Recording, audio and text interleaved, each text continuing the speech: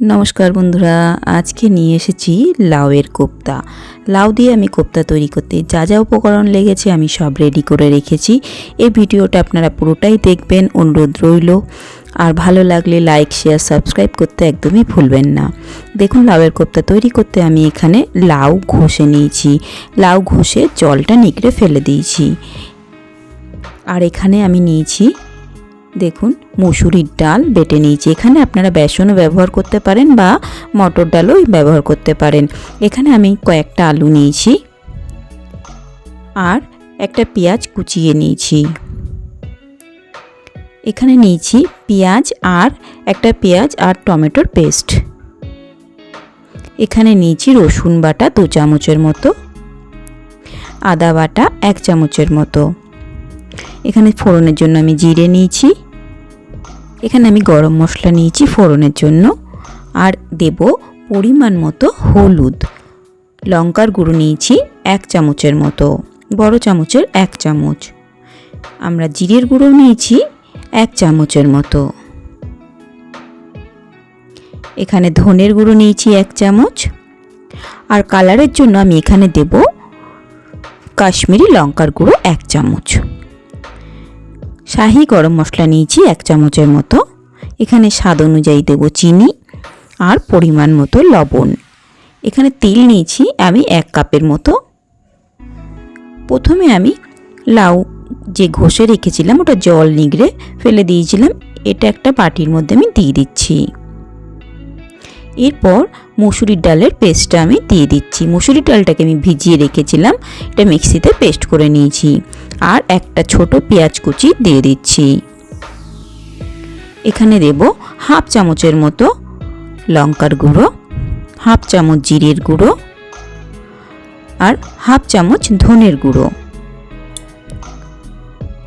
হলুদ দেব সামান্য পরিমাণে। এখানে চিনিটা আমি দিয়ে দিচ্ছি সামান্য পরিমাণে, হলুদটাও সামান্য পরিমাণে দিয়ে দিচ্ছি।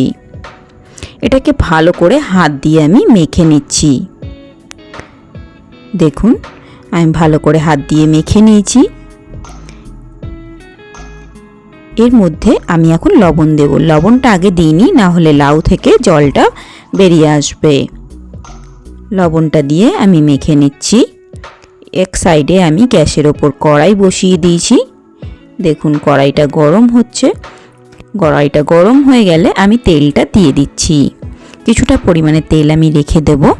কোপ্তা ভাজার জন্য আমি সামান্য পরিমাণে তেল নিয়েছি। তেলটা গরম হচ্ছে।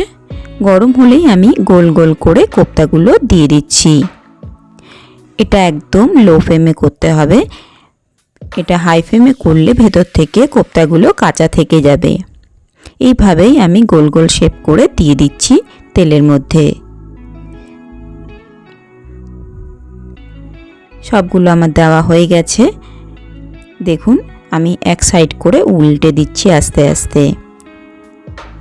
এইভাবেই সব কোপ্তাগুলো আমি আস্তে আস্তে উল্টে দেব। দেখুন সবগুলো দিয়েছি। 2 থেকে 3 মিনিটের মতো আমি হালকা করে ফ্রাই করে নিয়েছি। দেখতেই পাচ্ছেন কোপ্তাগুলো বেশ লাল হয়ে গেছে, আমি তুলে নিচ্ছি। এরপরের কোপ্তাগুলো সেম একইভাবে আমি দিয়ে দিচ্ছি। দেখুন এইভাবেই সব কোপ্তাগুলো আমি গোল গোল করে দিয়ে দিচ্ছি। দিয়ে সেম একইভাবে আমি 2 থেকে 3 মিনিট ভেজে নেব। আবার উল্টে দিয়েছি। দেখুন আমার ভাজা হয়ে গেছে। আমি কোপ্তাগুলো তুলে নিচ্ছি এক এক করে তেল ঝরিয়ে।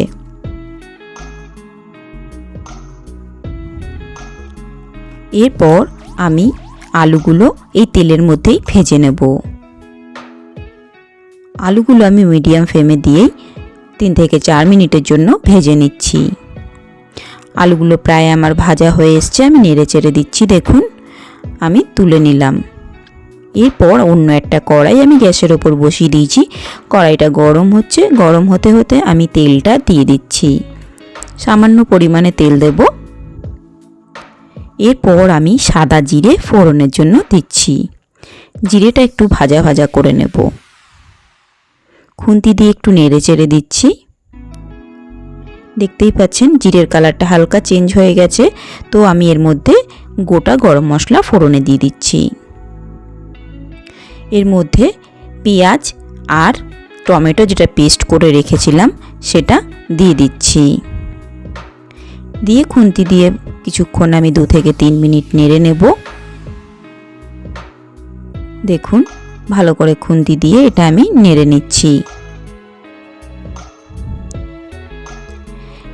এর কাঁচা গন্ধটা যাতে চলে যায়। এরপরে আমি দেব রসুন, যে রেখেছিলাম সেই রসুনের পেস্টটা আমি দিয়ে দিচ্ছি, আদাও দিয়ে দিচ্ছি। দিয়ে আরও 2 মিনিটের জন্য আমি কষিয়ে নিচ্ছি খুন্তি দিয়ে। খুন্তি দিয়ে আমি কষিয়ে নিচ্ছি। দেখুন আস্তে আস্তে হালকা করে তেল ছেড়ে দিয়েছি। এর মধ্যে ছোট চামচের হাফ চামচ হলুদ, 1 চামচ লঙ্কার গুঁড়ো, জিরের গুঁড়ো 1 চামচ, ধনের গুঁড়ো 1 চামচ দিচ্ছি, আর এখানে কাশ্মীরি লঙ্কার গুঁড়ো 1 চামচ দিয়ে দিচ্ছি। এরপর আমি দিচ্ছি সামান্য পরিমাণে লবণ, হাফ চামচের মতোই লবণ দিয়েছি, লাগলে পরে দেব।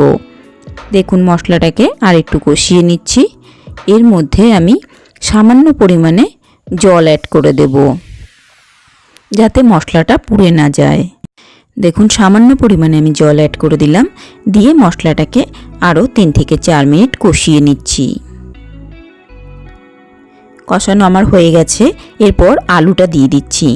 আলুটা দিয়ে আর একটু নেড়ে চেড়ে নেব আমি। দেখুন ভালো করে খুন্তি দিয়ে আলুটাকে আমি মশলার সাথে নেড়ে চেড়ে নিচ্ছি। দেখতেই পাচ্ছেন আলুর গায়ে সব মশলা লেগে গেছে। তো মশলাটা আমার রেডি হয়ে গেছে। এরপর আমি জল দিয়ে দেব। একটু বেশি পরিমাণে জল দেব, যেহেতু কোপ্তার মধ্যে একটু জলটা টানবে। খুন্তি দিয়ে একটু ভালো করে নেড়ে চেড়ে দিচ্ছি। একটা ঢাকনা দিয়ে আমি 5 মিনিটের জন্য রেখে দিচ্ছি। 5 মিনিট পর আমি ঢাকনা তুলে নিচ্ছি। দেখুন ঝোলটা ফুটে উঠেছে। এর মধ্যে আমি কোপ্তাগুলো দিয়ে দেব। কোপ্তাগুলো আমার দেওয়া হয়ে গেছে। এরপর খুন্তি দিয়ে একটু নেড়ে চেড়ে দিচ্ছি আলগোভাবে।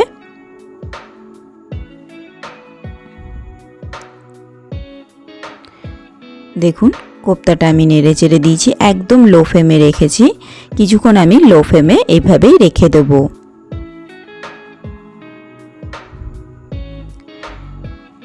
এটা 2 মিনিটের জন্য আমি লো ফ্লেমে রেখে দিচ্ছি। এর মধ্যে আমি চিনি দিচ্ছি ছোট চামচের 1 চামচ, আপনারা স্বাদ অনুযায়ী চিনিটা দেবেন। শাহি গরম মশলা দিয়ে দিচ্ছি হাফ চামচের মতো।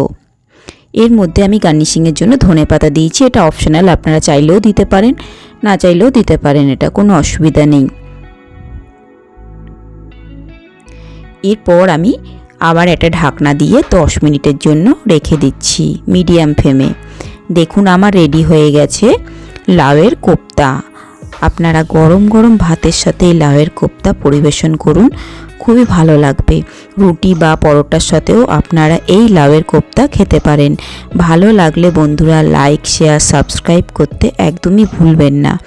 এই লাউয়ের কোপ্তা আপনারা বাড়িতে বানিয়ে খেয়ে দেখুন, খুবই ভালো লাগবে।